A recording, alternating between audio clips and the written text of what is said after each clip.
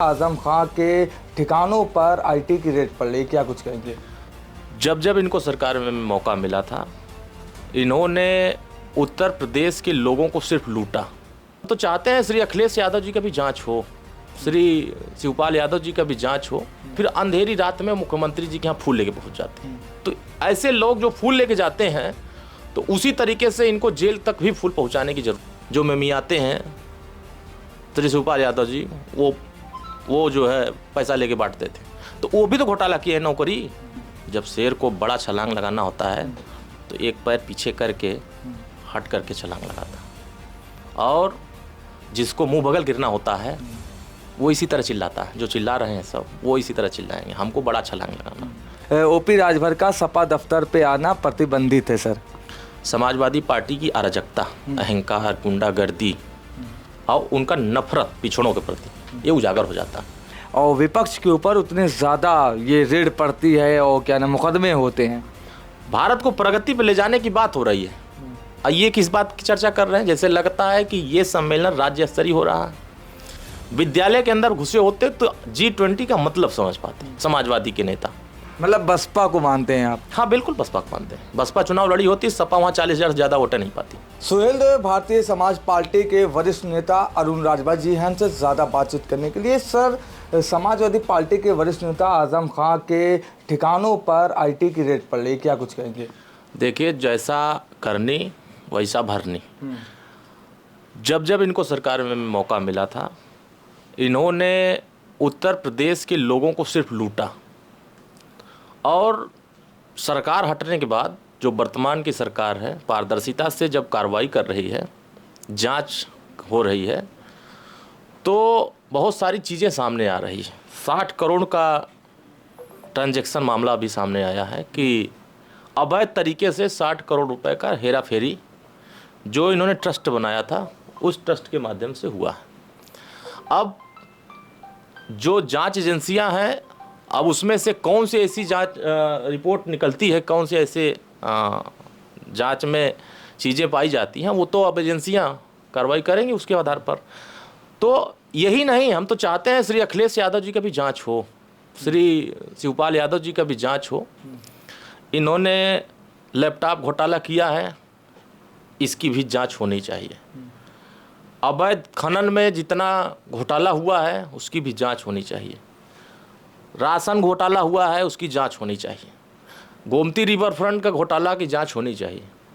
और उत्तर प्रदेश में जितने एक्सप्रेसवे बने हैं सपा सरकार में, उसकी भी जांच होनी चाहिए। देखिए, सब पता चल जाएगा कि ये पिछड़ों के नाम पर तो सरकार बनाए, लेकिन सिर्फ और सिर्फ पिछड़ों के नाम पर लूट का सरकार चलाया। अब लूट का सरकार जब पकड़ जाएंगे या जब जांच में सामने आ जाते हैं, तो ये जेल जाने से डरने लगते हैं, और फिर अंधेरी रात में मुख्यमंत्री जी के यहाँ फूल लेके पहुंच जाते हैं। तो ऐसे लोग जो फूल लेके जाते हैं, तो उसी तरीके से इनको जेल तक भी फूल पहुंचाने की ज़रूरत है। जेल तक जाएंगे तो पता चल जाएगा कि हमने पिछड़ों के नाम पर सरकार बना करके सिर्फ पिछड़ों को धोखा दिया है, और अब सरकार जो चल रही है अभी जांच करके ऐसे लोगों पर कार्रवाई कर रही है। जिस तरीके से आपने जांच की बात की, आप तो इंडिया का हिस्सा है, क्या जांच कराने के लिए आप सरकार से या मुख्यमंत्री जी से मिलेंगे, क्या कुछ होगा? मुख्यमंत्री जी को पता है जांच हो रही, इसीलिए तो जांच हो रही है। देखिए, चिल्ला मच रही है ना, 30 ठिकानों पर जांच हो रही है। कनेक्शन मध्य प्रदेश से जुड़ा हुआ है, कनेक्शन लखनऊ से जुड़ा हुआ है, सीतापुर से जुड़ा हुआ है, बाराबंकी से जुड़ा हुआ है। एक जगह अवैध कारोबार नहीं होता है।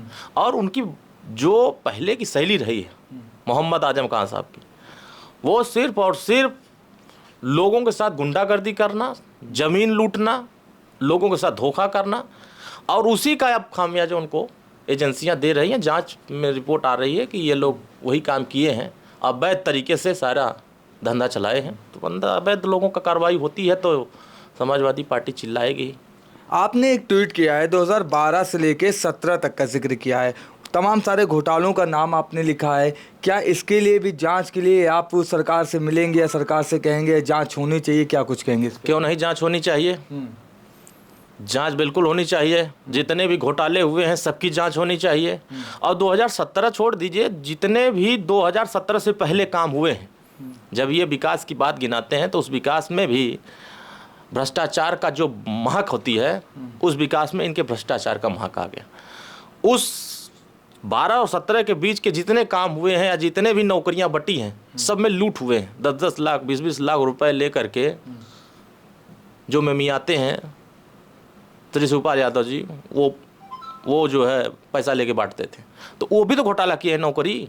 शिवपाल यादव से इतनी नाराजगी, लगातार आप ट्वीट भी कर रहे हैं, उनकी पुरानी वीडियोस आप ट्वीट किए हैं। ये बात उन्होंने नहीं बोला था क्या कि समाजवादी पार्टी लफ्फों, लुचंगों, गुंडों, ज़मीन कब्जा करने वालों की जो पार्टी है और ये अवैध तरीके से काम करने वालों की पार्टी है, शराब तस्करों की पार्टी। हम थोड़ी ना कह रहे हैं, ये दल बदलू हुआ नेता कर रहा है। जो नेता बयान दे रहा है, ये बयान दिया है, वो ही इस बात को कहा है कि समाजवादी पार्टी लफ्फुओं की पार्टी है, उचंगों की पार्टी है, चोरों की पार्टी है, डकैतों की पार्टी है, लुटेरों की पार्टी है, धमकाने वालों की पार्टी है, गरीबों का जमीन लूटने वाली। हम थोड़ी ना कहे हैं, वो उन्होंने कहा है। और वो ही कह रहे हैं कि समाजवादी पार्टी कोई भविष्य नहीं है। ये बतिया वो कह करके ये लफ्फू वाले गोल में कैसे शामिल हो गए, उचंगा वाले गोल में कैसे शामिल हो गए, लुटेरा वाले गैंग में कैसे शामिल। इसका मतलब ये भी उस गोल में शामिल है। पहले ये रहकर किए, धक्का मार के भगाए गए, जांच एजेंसियां इनके यहाँ पहुंची, फिर उस गोल में शामिल हो गए। तो शामिल है, तो इनकी भी जांच हो रही है। अच्छा, घोसी उपचुनाव में लगातार आप लोगों ने एक शक्ति प्रदर्शन का इजहार किया था और लगातार ये कह रहे थे कि वहाँ से जो दारा सिंह है उनको जिताने का काम करेंगे और पूरा दारोमदार ओपी राजभर जी के ऊपर था।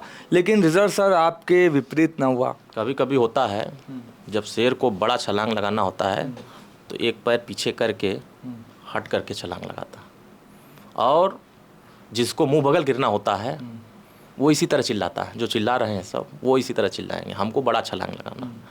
तो समाजवादी पार्टी की सीट रही है, वो जीत लिए हैं उसको। न वो भारतीय जनता पार्टी की सीट रही है, न सुहेलदेव भारतीय समाज पार्टी की सीट रही है। अगर हमारे खाते से लेके जाते तो बात समझ में आती।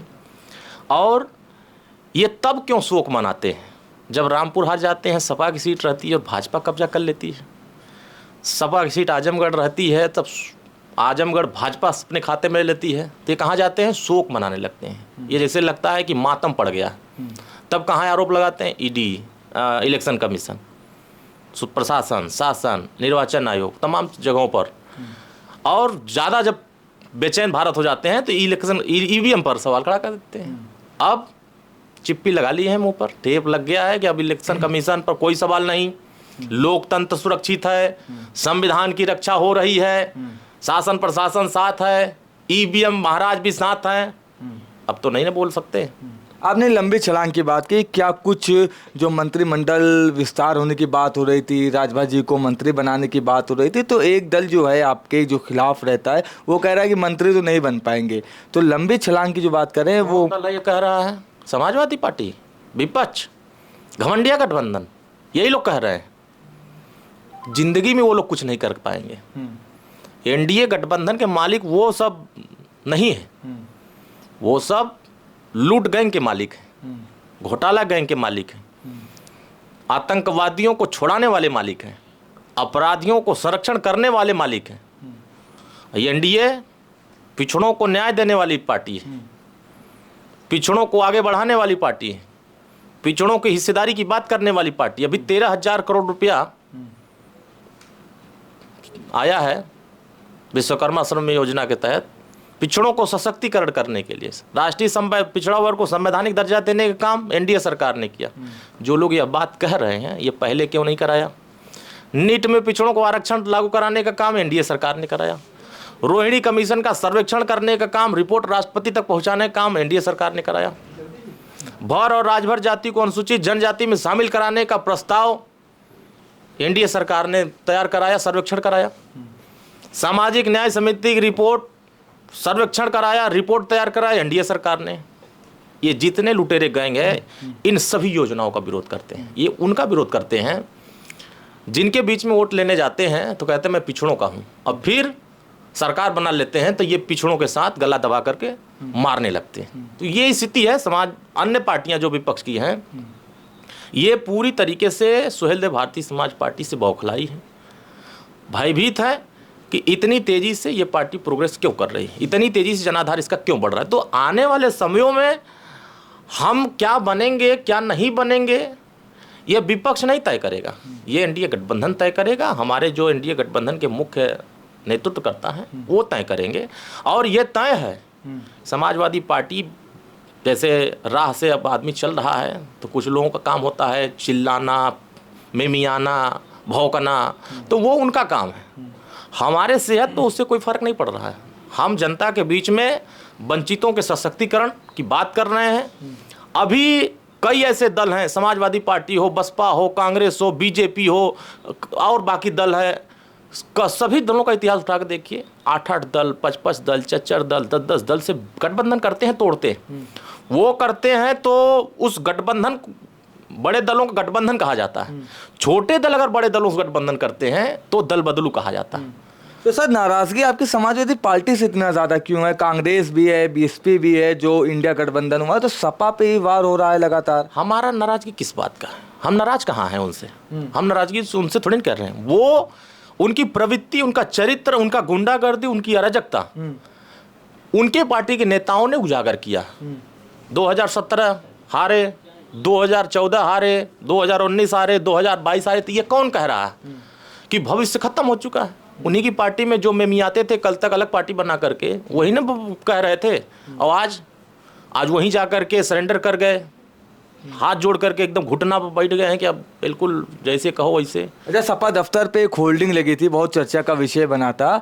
ओपी राजभर की तस्वीर लगा के उस पर लिखा गया था, ओपी राजभर का सपा दफ्तर पे आना प्रतिबंधित है। सर, समाजवादी पार्टी की अराजकता, अहंकार, गुंडागर्दी और उनका नफरत पिछड़ों के प्रति ये उजागर हो जाता है।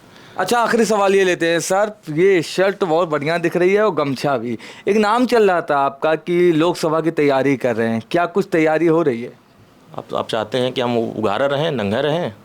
कपड़ा वपड़ा पहन के अगर अच्छे से रहेंगे तो समाजवादी पार्टी को तकलीफ होती है कि कोई छोटे वर्ग का व्यक्ति अच्छा कपड़ा न पहने, अच्छा जूता न पहने, अच्छा चश्मा न पहने, अच्छा बेल्ट न पहने, अच्छे तरीके से न बोले, अच्छे तरीके से न चले। वो चाहते हैं कि एकदम अपाहिज बना के रखा जाए। तो वो समाजवादी पार्टी के चश्मे में जो दिखाई दे रहा है ना, वो ये सुहेलदेव भारतीय समाज पर चमकता हुआ दिखाई दे रहा है। इसलिए कि वो अब समापन की तरफ जा रहे हैं और धीरे धीरे आने वाले समयों में सुहेलदेव भारतीय समाज पार्टी बहुत बड़ी पार्टी बनेगी। इसीलिए चुनाव लड़ना न लड़ना, तय करना नहीं तय करना है, ये हमारी पार्टी के जिम्मेदार नेताओं का काम है। जब दौर आएगा वो तो उसके बारे में सोचा जाएगा। अभी तो चल रहा है जैसे चलना। तैयारी चल रही है कहीं ना कहीं। यार, हमारी पार्टी 80 लोकसभा सीटों पर मजबूती से काम कर रही है, बिहार के 20 लोकसभा सीटों पर काम कर रही है, मध्य प्रदेश, छत्तीसगढ़, महाराष्ट्र, उत्तराखंड, झारखंड, जहाँ जहाँ संगठन हमारा वहाँ काम कर रहे हैं। अच्छा, आखिरी सवाल लेते हैं। अखिलेश यादव ने ट्वीट किया है कि सरकार जितनी कमज़ोर होती है और विपक्ष के ऊपर उतने ज़्यादा ये रेड पड़ती है और क्या ना मुकदमे होते हैं। समाजवादी पार्टी का ये याद आ जा रहा है, कांग्रेस पार्टी ने रेड नहीं किया था। कांग्रेस पार्टी ने नेताजी को जेल नहीं भेजा था, भूल गए क्या? इंदिरा गांधी की सरकार ने सबसे ज़्यादा दिनों तक जेल में किसको रखा था? इनके पिताजी को रखा था, स्वर्गीय मुलायम सिंह यादव। भूल जाते हैं, ये सब भुलक्कड़ है। इसलिए कि ये सब जो है ना, जब से आतंकवादियों के गोल में शामिल हो गए हैं, लुटेरों के गोल में शामिल हो गए हैं, भ्रष्टाचारियों के गोल में शामिल हो गए ना, तब से इनको सब कुछ खराब दिख रहा है। भारत संयुक्त राष्ट्र ताकतवर देशों का, पूरे अमेरिका हो, रूस हो, जापान हो, चीन हो, ब्राज़ील हो, तमाम जो देश ताकतवर देश हैं, उन देशों का नेतृत्व भारत कर रहा है, रास्ता दिखा रहा है ताकतवर देशों को। भारत G20 के रास्ते पर पूरे विश्व को एक संदेश दे रहा है। भारत को प्रगति पर ले जाने की बात हो रही है। ये किस बात की चर्चा कर रहे हैं? जैसे लगता है कि ये सम्मेलन राज्य स्तरीय हो रहा है। ऑस्ट्रेलिया से कैसे पढ़ के आए? हमको लगता है पिछवाड़े पढ़ करके आए हैं। ऑस्ट्रेलिया अंदर नहीं जा पाए। विद्यालय के अंदर घुसे होते तो G20 का मतलब समझ पाते समाजवादी के नेता। अब वो न समझ करके अपने देश की ताकत दूसरे देशों में जा करके वो अपमानित करने वाली बात करते। जैसे एक ठो हैं श्री राहुल गांधी, ये इनका दूसरे धर्मों पर कभी सवाल नहीं होता, जबकि ये खुद कई धर्मों से जुड़े हुए हैं। ईसाई से, क्रिश्चियन से, पता नहीं फलाना फलाना, लेकिन उनका टारगेट कहाँ होता है? हिंदुओं पर। सनातन पर सबसे ज़्यादा हमला कौन कर रहा है? INDIA गठबंधन कर रहा है। हिंदुओं को सबसे ज़्यादा अपमानित करने वाली बात कौन कर रहा है? INDIA गठबंधन कर रहा है। तो ये न काशी विश्वनाथ को मानते हैं, न बद्रीनाथ को मानते हैं, न केदारनाथ को मानते हैं, न रामचरितमानस को मानते हैं, न ही ये रामायण को मानते हैं, ये किसी चीज़ को नहीं मान रहे हैं। अब बाद में जब चुनाव आ जाता है तो जने उदाहरण करके, चंदन लगा करके, साधु संतों के पास पहुंच करके कुंभ में स्नान करने लगते हैं, ये दिखाने लगते हैं कि हम असली हिंदू हैं। तो इनके पार्टियों के नेताओं के जो जहरीले बोल चल रहे हैं हिंदुओं के खिलाफ, ये साफ जाहिर हो रहा है कि कांग्रेस के साथ जितने दल हैं ये हिंदू विरोधी दल हैं। आखिरी ये सवाल लेते हैं घोसी से जुड़ा हुआ। आप लोगों ने दावा करे थे सिर निकाल लेंगे, कहाँ कमी ऐसी रह गई? क्या वो जो अहिर वाला बयान था वो नुकसान दे गया या कुछ और वहाँ पे वजह थी? देखो, सबसे बड़ी वजह ये थी 2022 में 4 पार्टी चुनाव लड़ी, बसपा, सपा, भाजपा, कांग्रेस। 2023 में कांग्रेस नहीं लड़ी, बसपा चुनाव नहीं लड़ी। खैर कांग्रेस कोई मतलब नहीं, 1000 वोट पाती है, उससे कोई नहीं। बसपा का जो 54,000 वोट था, बड़े पैमाने पर हम लोगों ने चिट्ठी लिख कर के ये अवगत भी निर्वाचन आयोग को कराया था कि बड़ी संख्या में दलित बस्तियों में श्री शिवपाल यादव जी ने 4 बार जो लूट खसोट किया है उसका बोरा ले जाके खोल दिया और पैसा बट रहा है।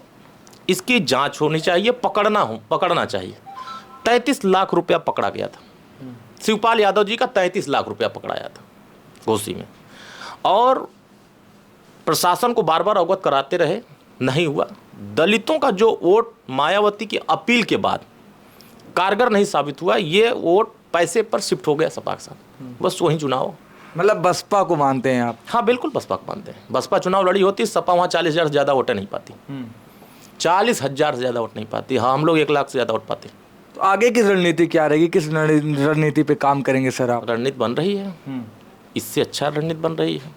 जिन वोटों को हम नहीं जोड़ पाए हैं, जहां हमारी कमी रही है, उन कमियों को हम दूर करने के लिए हमने समीक्षा बैठक कर लिया।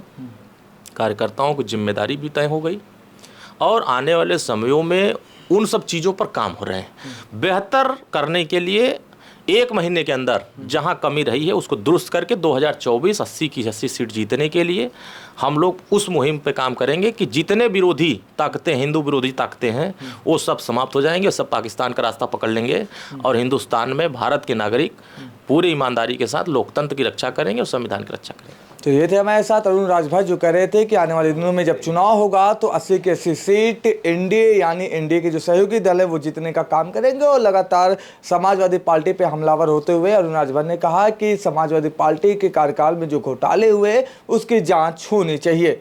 लखनऊ से कैमरा पर्सन आयुष सोनी के साथ इरफान रिजवी, द लीडर हिंदी।